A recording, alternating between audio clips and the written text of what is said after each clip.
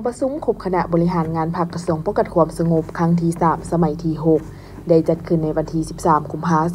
2566ปิดประธานโดยสหายพลโทวันทองกงมณีคณะเลขาธิการศูนย์กลางพรรคเลขาคณะพรรครัฐมนตรีกระทรวงป้องกันความสงบมีรองเลขาคณะพรรค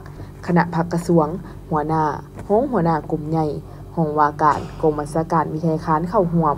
สหายพลโทวันทองกงมณีกล่าวเปิดกองประชุมครั้งนี้ว่าการดำเนินกองประชุมครบคณะบริหารงานพรรคกระทรวงป้องกันความสงบครั้งที่3สมัยที่6เพื่อพร้อมกันสรุปตีราคาการนำภาษีนำของคณะบริหารงานพรรคกระทรวงป้องกันความสงบในปีผ่านมาและกำหนดทิศทางที่จะสุ่มใส่นำภาษีนำในปี2026ซึ่งในปี2025ผ่านมาภายใต้การนำภาษีนำของคณะบริหารงานพรรคกระทรวงป้องกันความสงบก็คือคณะพรรคแต่ละขั้นในการจัดตั้งปฏิบัติแนวทางของพรรคกลไกการคุ้มครองของรัฐและเวียงงานจุดสุ่มของกระทรวงป้องกันความสงบยังสามารถยัดได้ผลงานสำเร็จหลายด้านในการจัดตั้งพันขยายมติกองประชุมใหญ่ขององค์คณะพรรคกระทรวงป้องกันความสงบติดพันกับบรรดามติของศูนย์กลางซึ่งเข้าสู่ขบวนการตัวจริงของกรมกองท้องถิ่น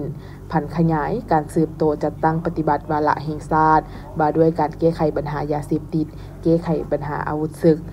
การหันกำลังก่อสร้างหากฐานการเมืองการแก้ไขปรากฏการณ์ย่อท้อในสังคมเวียงงานรับประกันความปลอดภัยให้แก่กองประชุมบรรดาโครงการกิจการสำคัญที่เป็นบุริมสิทธิ์ของรัฐบาลและอื่นๆทั้งหมดนั้นก็ได้เป็นการประกอบส่วนสร้างเงื่อนไขและสามารถเฮ็ดให้สภาพในขอบเขตทั่วประเทศมีความสงบโดยพื้นฐานและการปรับปรุงก่อสร้างกำลังป้องกันความสงบและมีหลายด้านที่โดดเด่น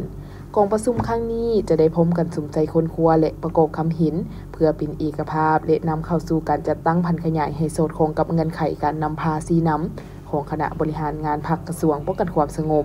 ซึ่งเนื้อในต้นโตกองประชุมได้รับฟังการสรุปตีราคาการนำภาษีนำเวียงงานป้องกันความสงบในปี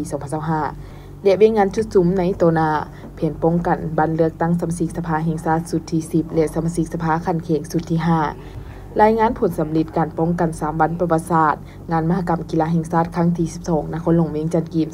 2025และกองประชุมใหญ่ครั้งที่12ของพรรคประชาชนปฏิวัติลาว